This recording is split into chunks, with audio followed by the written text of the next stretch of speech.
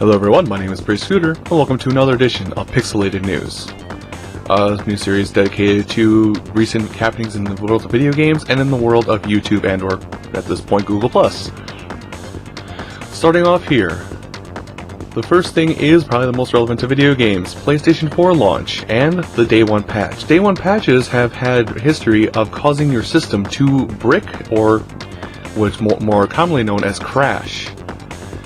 So those of you that are getting a PlayStation 4 or have plans to get a PlayStation 4, be cautious about getting the Day 1 update right away, for it could crash your $400 system in the blink of an eye.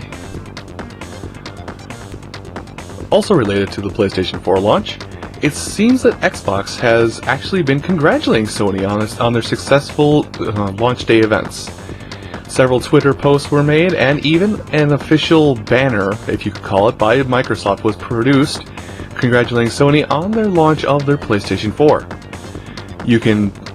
I'll put a link down in the description that'll basically have an article from Kotaku, I believe, that has the full details upon this event, even though it seems kind of odd that this event happens, being that Microsoft rarely takes the moral high road, at least over the last few years they haven't.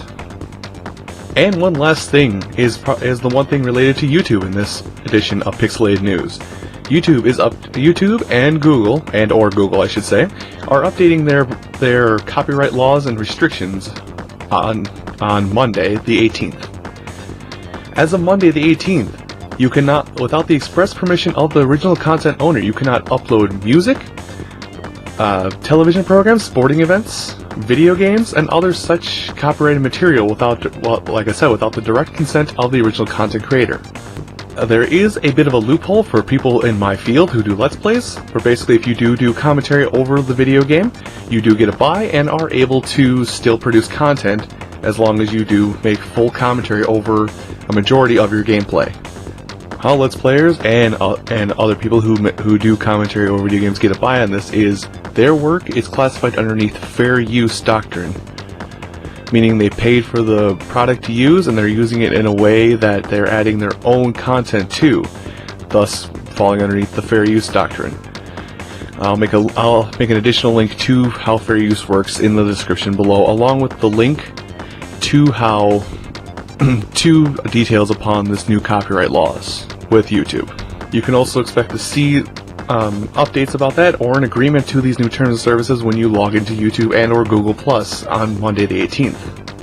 What will actually happen if you do go against these new copyright laws and decide to put up this copyright content is, what will happen is your video will immediately be blocked from viewing. You will lose any and all ad revenue available to you on that video if you have that available to you. When I say blocked, it is blocked in all countries. You will receive a strike for that video, and in regards to strikes are no longer reversible or no longer able to be fought. Meaning if you get a strike on your video, it is there for good. It does not time out, and you cannot appeal on it. Again, if I find a document, I will link that in the description down below to describe that in better detail. Though short, that has been this edition of Pixelated News. Remember, the series comes around only when only when major gaming news or events happen, or major YouTube events happen. If you want to see more of this segment, please go ahead and click subscribe so you can keep up to date whenever that comes around. And you might also see some other gaming videos on my channel related to the Let's Play field, as I mentioned before. Thank you for your time today, and that has been the news.